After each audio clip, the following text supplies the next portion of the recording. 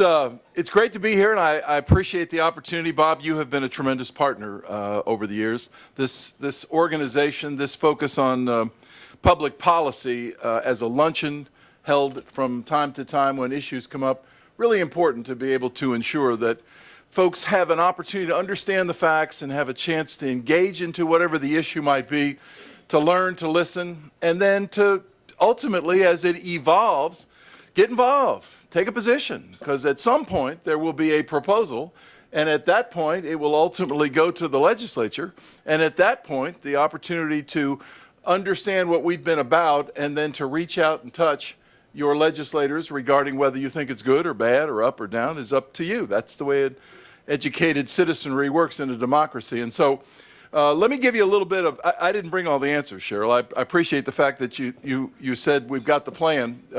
It is evolving. I guess I used that word a moment ago. It's evolving.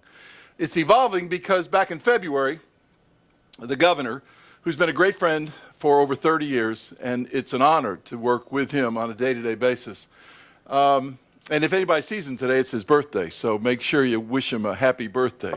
The governor in February said, you know, we ought to really get ourselves squared away in terms of our tax code so as to best tee ourselves up as the recession ends, the economy gets going again, and we can be one of those states around the union that can help us as a nation come out of this recession.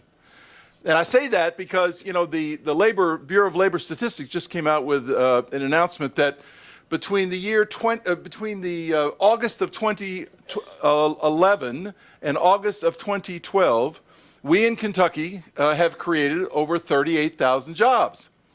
And so you say, well, that really doesn't sound like very many. The reality is, as the Bureau of Labor Statistics has set forth, that's the largest amount of jobs created in a year in the entire South starting from Texas all the way to the Carolinas. So there is something going on right now in Kentucky, although we are still having the remnants of the difficult financial crisis that we've all seen over the last many years, and certainly this governor has seen from the day he walked into office. But in this last 12-month period, things are beginning to pick up. And with the announcements, as Bob said yesterday, with the kind of investment that's happening here in central Kentucky, with the Chinese investment, as you know, the governor was in India, just got back the other day, and this is his second or third trip, I guess, and ultimately attempting to attract, as he already has, one business that created 280 jobs in Kentucky. Investment from India. China is now here in its manufacturing investment, and then this international law firm is just a tremendous win for your community. So, you know, the business climate in Kentucky is not completely fallen off the edge, as some would have you believe. The reality is the tax foundation, National Tax Foundation, selected Kentucky at 19th in the United States in terms of business tax, in terms of business taxes, 19th. And maybe some of you saw CNBC yesterday came out with a poll ranking the top 50 states in terms of cost of doing business. Kentucky was number one, the least cost of doing business versus all the other 49 states. So there are some good things going on. Having said that, we want to position ourselves for the modern economy that is here as it is evolving. We want to be sure that we have a tax code that's focused on the issues our governor asks us to look at, excuse me, such as competitiveness. We want to be competitive with our 12, 13, 14 states that we're always engaged in competition with. We want to be sure that our code is as fair as possible. Everybody's paying their fair share. We want the code to be elastic so that as the economy gets better, revenues are generated. We want the code to be simple to comply with, be awfully nice if it were easier for us or our accountants to be able to go through the process and file the appropriate documents. And then we want to focus on the issue of adequacy. You know, what does Kentucky need in terms of dollars to provide the services that Kentucky is asking for? And I say that within the context of having gone to 6 public hearings around the Commonwealth, and I was joined by Representative Bill Farmer, who's on the commission, and Dr. Stu Silberman, who's on the commission from the community, both of which are here today. We went to each one of the congressional districts. We started in the first in Paducah. We went to Bowling Green. We had a public hearing. We came into the third in Louisville, went to the fourth up at Northern Kentucky University, the 5th out in Prestonsburg, and we were here at Bryan Station High School for the 6th Congressional District hearing. Hundreds and hundreds of Kentuckians came forward talking to us about the needs in Kentucky and at the same time making proposals regarding the kind of things they believe, changes that ought to occur in terms of the tax code. And what you begin to learn, for example, is that there are many situations, such as education, that we have fallen behind. There's so many folks here from the University of Kentucky and the community college system. They can tell you, as the president of Northern Kentucky University told us at the hearing, that when he started at Northern Kentucky University 15 years ago, 65% of the dollars for Northern Kentucky University came from the state of Kentucky.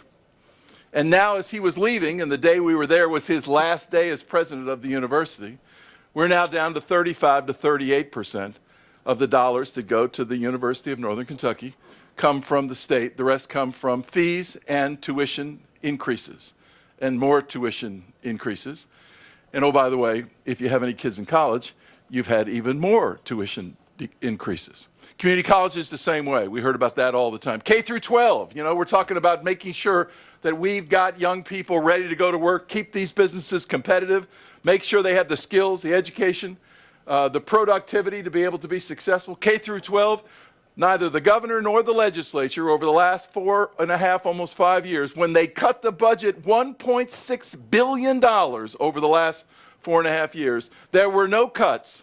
There were no cuts in the SEEK funding, which is the dollars that go to the public schools for kids. So you say, well, isn't that great? Well, we're cutting other things 25%, 30%. Other departments have been cut. Nothing was cut at the public school level in terms of the SEEK funds, which is the formula for public education. However, 4.5 years ago is when it was pegged. We have not cut it. We also have not increased it. And in the 4.5 years, we have more kids in our public schools than we had then. And if you haven't noticed, the recession decreased the value of your property. So when your school tax is assessed against your property, there is less support from the local communities now for the schools. So on a per pupil basis, we have less money per pupil today than we had, although we have not cut it. We've cut so many other things to get to the $1.6 billion. So we heard that throughout when we visited the different congressional districts and heard the public hearings. We heard people talk to us about state police. We have fewer state police on the roads in Kentucky today than we had for a generation. You say, well, how'd that happen? Well, while we were cutting other departments 8 and 10 and 15%, state police took a 2% cut. Next time we cut another department 8, 10, 12%, state police took another 2% cut. So we have fewer state police in terms of public safety for the Commonwealth on the streets of Kentucky as a result. So public safety, education. We heard about social services. Remember, a gentleman in Paducah came up and said he'd been in the area of community mental health. And the community mental health care services have not had an increase in 14.5 years in terms of state funding. And then he went through the numbers of people that they used to have that they were serving, and the number, unfortunately, that we are serving in Kentucky. So the point is, there is a reason to begin thinking about that last issue, the issue of adequacy. So we want to be competitive. Since 53% of all Kentuckians live on a border, I want to say that again, 53% of Kentuckians live on a border, so that we have to be competitive. We can't be completely out of whack if we're going to be in a situation where we're competing with Ohio or Illinois or Indiana or Tennessee, et cetera. We also have to be fair. We have to be competent. It has to be able to be easy to comply with. It has to be adequate and has to be elastic. So we heard and we listened. It gave us a chance to then reach out to have a consultant. You know, everybody has to have somebody from out of town who comes in and guides us as we begin to go forward. And we just had our consultant's report, which was submitted to us for 3 hours, or as Rick Farmer said, a full 3 hours, because I didn't allow a bathroom break. For 3 hours, they presented just the other day. And we had two parts of the consultants came from the University of Kentucky. And we had the infamous Dr. Fox, who is, I think, Merle, where are you, Merle? You would say, probably one of the most well-known public finance policy individuals in the world. And this is probably his 27th report that he's done for Kentucky, give or take. So they have been working and developing a game plan to assess exactly what they think our options are, using competitiveness, fairness, elasticity, easy to comply with, and adequacy as the benchmark. They spent a lot of time on competitiveness, spent a lot of time on elasticity. It was a very good academic assessment to give our members some really good understanding of what the options were. And the options, you know, it's not rocket science. I mean, they focused on things like they focused on similar issues that were brought up at the public hearings. You know, broaden the base of taxes, broaden the base. Well, generally what that means are things like, should we take a sales tax and should we put it on services? Some states have, many states have. But the question is, which services? And why would those services be the ones that you would select? And oh, by the way, did I tell you 53% of our people live on the borders? So if you go too quickly and get too aggressive in terms of that issue, you begin to see law firms moving across the rivers and advertising firms moving across the rivers, and I guess doctors could also move across the river or across the state line. So we have to watch that carefully. And they gave us a list of luxury items, the kinds of things that are directly related to those of us living in Kentucky that were an option for us to broaden the base, take that sales tax and expand it. The perfect example, by the way, of sales tax, so you understand services versus the product, is the muffler that's put in your car. You pay sales tax on the price of the muffler. You do not pay sales tax on the labor that goes into placing the muffler into your car. So that was an issue we spent a lot of time on and is in the report. We had individuals who said, and I'll never forget, it was quoted in the Courier Journal, some of you might have seen it, I don't think they quoted it in the Lexington Herald. We went to 2 or 3 locations where pensioners came into the public hearing and said, one guy I remember said, you know, I have a pension, my wife has a pension, I get Social Security, my wife gets Social Security, we make about $100,000 and we don't pay any state taxes. He said that is representation without taxation. I'll let that sink in a little bit. So what he was saying is, you know, we ought to pay something. We got kids, we got grandkids, we really care about this Commonwealth, we ought to be called on to pay something. And 2 other public hearing groups came forward with that kind of an approach. So that was another issue that we looked at. We looked at business taxes. The consultants did an excellent job in terms of fleshing out business taxes to be in a position to be competitive, to ensure that we can attract the kind of investment and create the kind of jobs that are very, very important for the future of Kentucky. We talked a lot about, public hearing-wise, a lot of discussion about cigarette tax. We were in Paducah, Illinois, had just raised their cigarette tax to $1.98 a pack. We're at 60 cents. So there was an issue of looking at whether that plays a role. It's a double whammy. One, it keeps, hopefully, fewer and fewer children from beginning to smoke because it's expensive, and on the other hand, generates a little revenue. There were other things like there are a multiple list of taxes where back in the old days, we had a constitutional provision that said you have to have a property tax on everything. You cannot just take certain areas and say we're not going to assess a property tax. And before the Constitution was changed, literally the way the legislature would respond is in areas there that they did not want to have a property tax, they would take it down to 0.1%, which was a negligible tax on a negligible amount being generated. And it was on agriculture, farm goods, and things of that nature. Well, we can take that out now because it costs us more to collect it than the dollars that we, in fact, generate. So we found a whole list of those kinds of things. We looked at tax deductions. You know, we have a book, 161 pages of tax, they call them tax expenditures, but for us laymen, I think it's easier to think of them as tax exemptions. So we have 161 pages. You know, we exempt groceries, as an example, from the sales tax. Tennessee doesn't. They put their full 7+ local tax, about 9+% on sales tax. We exempt prescription drugs. That's all in the book. We exempt the salaries that uniform men and women serving in the military receive from state taxes. So we have a whole list of those that we are analyzing and assessing and trying to decide whether the ones that were put on many years ago have any relevancy any longer. Because when the legislature comes to session every 2 years to look at the budget, they spend a lot of time on revenues and they spend even more time on expenditures. But what they never do is go back and look at that 161-page book where a lobbyist or an organization was able to get something passed into the book that exempted something, and ultimately it created a situation where once it's in the book, nobody ever looks at it again. And so now we're trying to go through that analysis and better understand those kinds of things. So you have the exemptions, you have the revenue enhancements, you had the significant emphasis on business taxation in an attempt to try to frame our business economic climate even better than it is today. And I've got a group of 17 of us plus 6 legislators.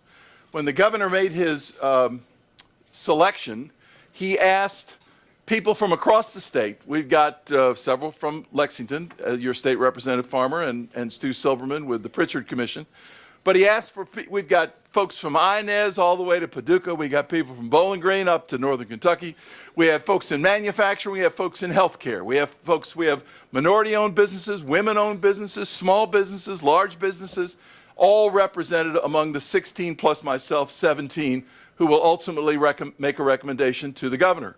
But at the same time, he realizes that whatever is recommended is going to have to be passed by the legislature.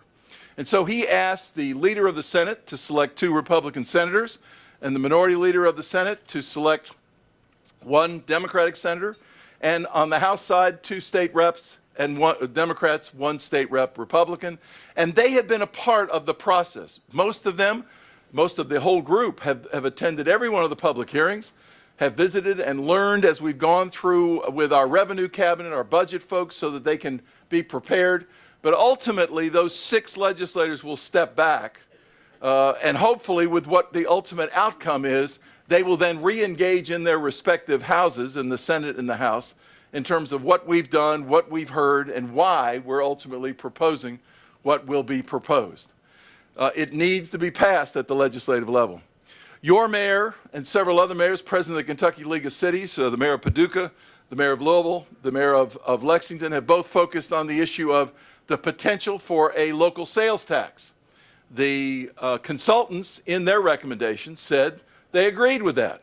We ought to allow local communities, cities or counties, if they want to put something on the ballot, to let people make their own decision in terms of what they want to pay for whatever the money's going to go for.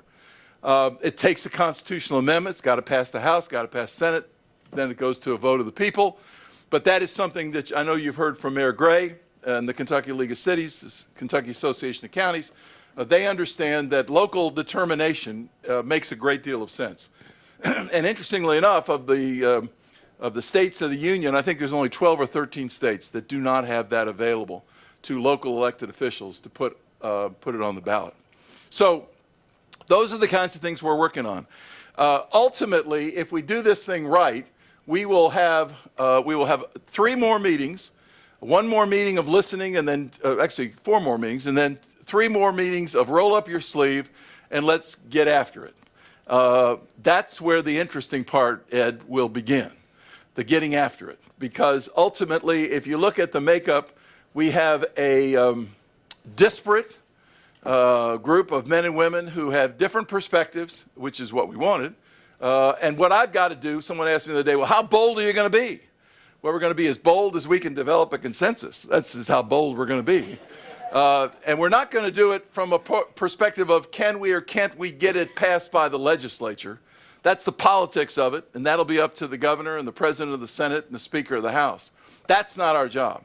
Our job is to make the best decision we can for what we think will enhance the quality of life, provide us as a state, or create us as a state that's more competitive, and give us a chance to really get out there and get after it for the future of Kentucky. And then the politics comes into play. The governor has made a commitment to sit down with the president of the Senate and the speaker and try to see if we can find common ground based on the recommendations that the Blue Ribbon Commission will make. Now, we've had several of these commissions. As I look around the room, I see some of you chuckling, smiling. Yes, we have had several of these commissions, and unfortunately, we haven't been particularly successful in terms of making changes. We tweak a tax rate here, we tweak a tax rate there. Our consultants made it clear the other day that they're hopeful that we will look at restructuring the tax code, not bringing down this rate or increasing that rate, but restructuring it in a way that is reflective of the modern economy in terms of where we're going rather than where we've been. It gives us the most opportunity to create competitiveness and continue to attract investment and jobs, and ultimately provide Kentucky with the kind of strength that we want for generations to come. That's transformational, and we're hopeful we're able to do something along those lines.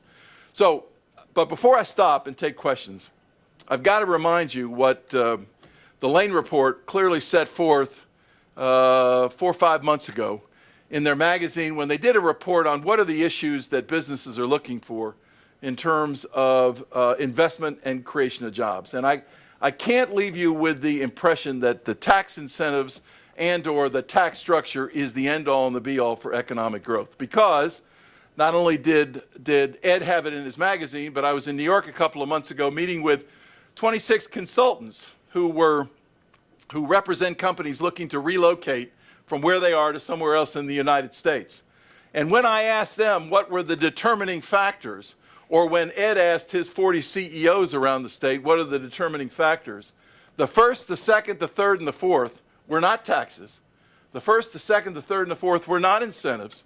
The first, the second, the third, and the fourth were educated, productive, skilled men and women ready to go to work.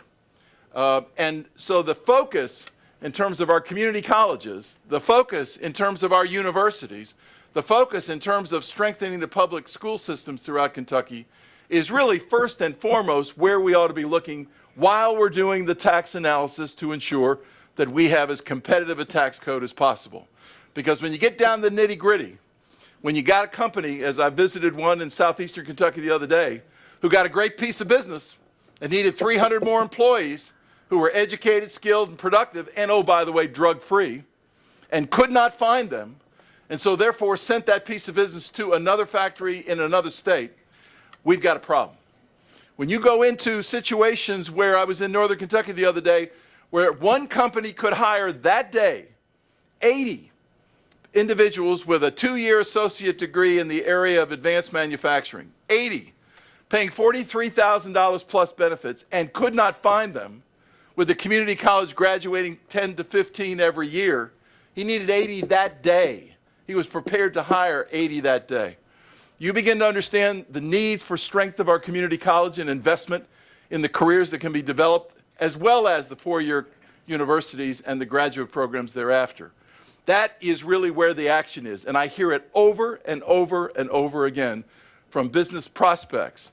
Educated, skilled, productive, and drug-free workforce.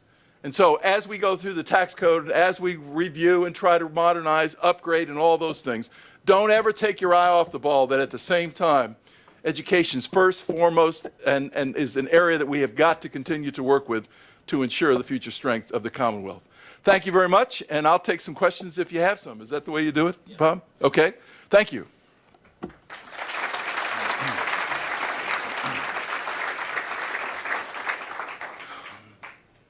Anybody awake? Taxes. Yes, Ann. Well, I wouldn't be me if I didn't say something. So I just want to see, is there an opportunity for you all to look at things that are already taxed, like in my industry, and consider maybe a restructure of those, because we collect those taxes at wholesale level, and then it's taxed again at the retail level. Is there any opportunity that we might look at the structure of that to you know, and also to maybe try to make us a little bit more competitive? Like you said, we are on, you know, with other states around us. Right. Highest in the nation. The question is, can we, at the same time, are we also looking at, and we're talking about beer and distilled spirits, the taxes that are already on there, a potential restructuring The first thing in the consultant's report, they have recommended that we take the inventory tax off distilled spirits. For those of you that don't understand what I'm saying, all those barrels of bourbon that are sitting there for 6 years, 8 years, 12 years, they are assessed property tax every year as they are aging. The consultants say that's really not very fair. You ought to take that off. So we are looking at doing, well, that is one of the options that they have proposed. They also talked about taxes on beer and distilled spirits compared to other states.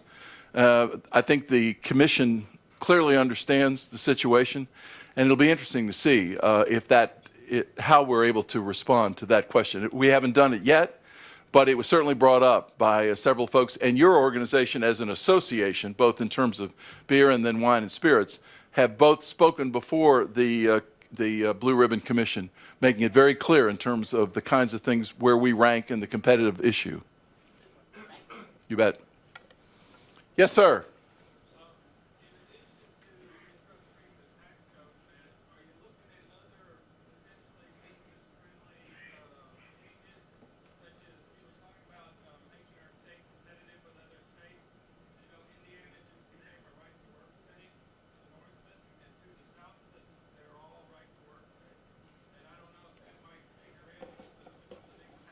Gotcha. The question from the gentleman is, along with assessing taxation, modernizing, restructuring, et cetera, are we looking at any of the substantive issues that would have an ultimate effect on it? And he gave as an example the right to work vote in Indiana and the right to work status of most of the southern states below us, or most of the states south of us. And the answer is we are not.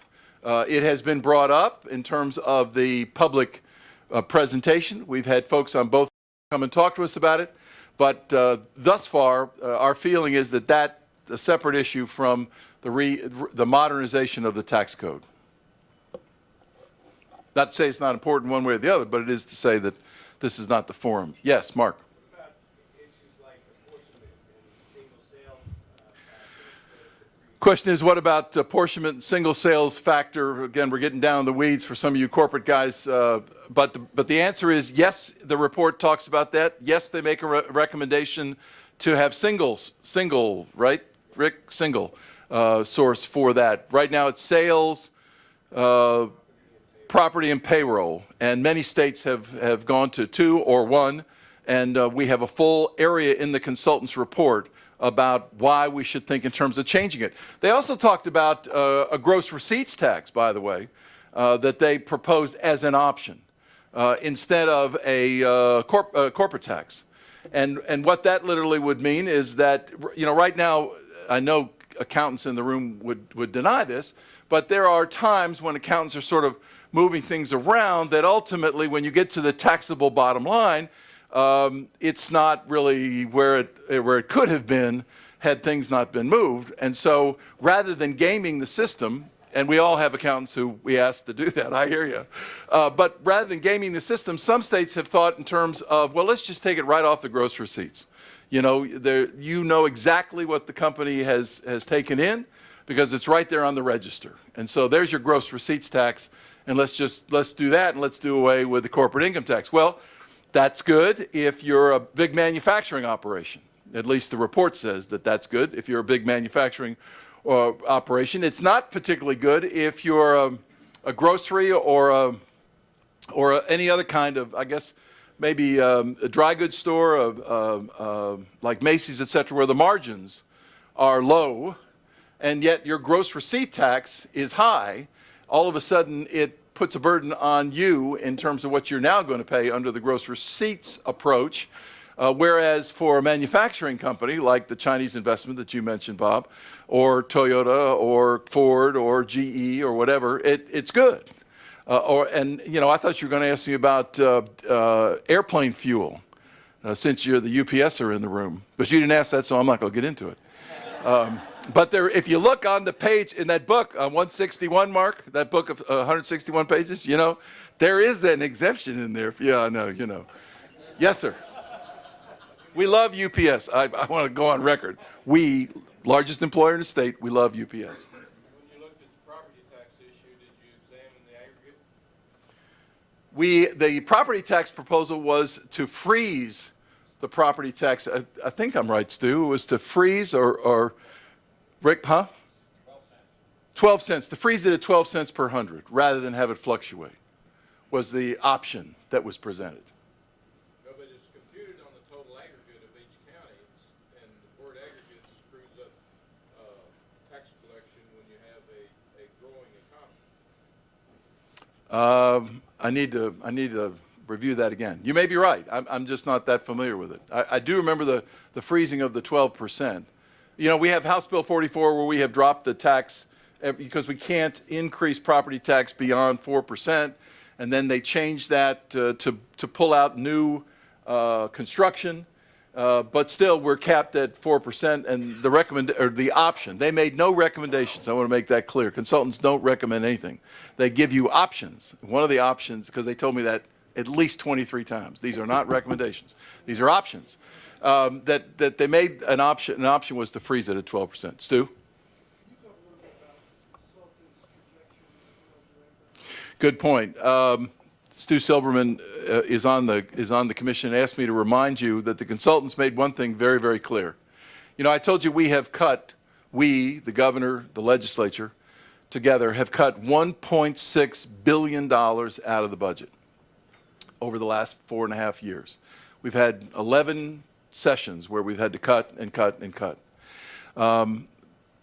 If we do nothing, so say the consultants, between now and the year 2020, we will be down another $1 billion. And we will structurally be out of whack in terms of our expenditures versus our revenues to the tune of $1 billion. And I think, Stu, they said that was a conservative number. So it might even be more than that. So if we do nothing, we start from today $1.5 billion out of the budget, which is the new norm, I guess. The new, you know, what is the new normal? That's the new normal, I guess. And then by 2020, the lines spread again between if we keep the expenses where they are, which we've already cut $1.6 billion, and we keep the revenues coming in as they're coming in, we'll have an additional $1 billion structural out of whack. Thank you. I'd forgotten to mention that. Yes, sir. Why not eliminate the personal income tax, since that seems to have worked pretty good for Tennessee, and it would draw people here to sit? One of your first remarks was people here that good workers, productive, Right. ambitious people. People I know that moved to Tennessee, Florida. That's a very attractive feature of those state laws. The question the gentleman asked is the personal income tax, which is about 35% of our total revenue. He said, and he's right, Tennessee has done away with the personal income tax.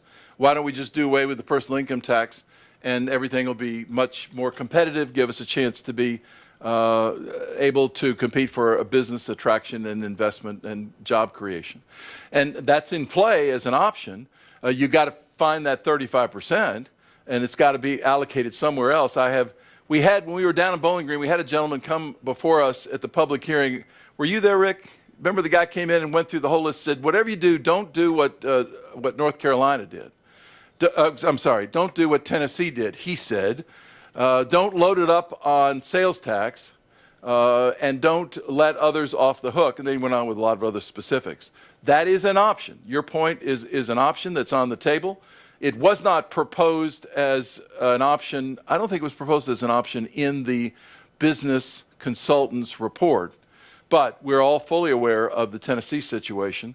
You know, I hear that all the time about Tennessee, and then I go down constantly to Bowling Green and to Glasgow and over to Franklin and Simpson County, and I see all these manufacturing and business growths. It's probably, if not the hottest economic area for growth in Kentucky, it's certainly one of the top 2 in the Commonwealth. And they're right, I mean, there's a stone's throw from Tennessee, and you scratch your head saying, if that's true, that makes the difference, why are all these companies growing so fast and investing in Kentucky? Why don't they simply go another 3 miles south and they would have the opportunity that you've set forth? And the answer is that Tennessee has other taxing mechanisms. They still got to pay their state police. They still got to build their roads, still got to pay their teachers. You know, so there are other mechanisms. That is one approach that they've taken. And, you know, as I said, I looked it up because I knew someone would ask me. CNBC yesterday, look it up online, where we were #1 in terms of business costs. They were 19th. Tennessee was. I can't tell you what the basis is, but that's what CNBC said. And the Tax Foundation, which ranked us 19th in terms of cost of doing business in the United States, had Tennessee again 22nd, 23rd. So there are other taxes. You got to have it for education. You got to have it for corrections. You got to have it for Medicaid. You got to have it for, I said education. Those are the kinds of things that they've got to get it from somewhere else. But that is an option, and it is in play. Anybody else? Well, thank you all very much for the opportunity to present.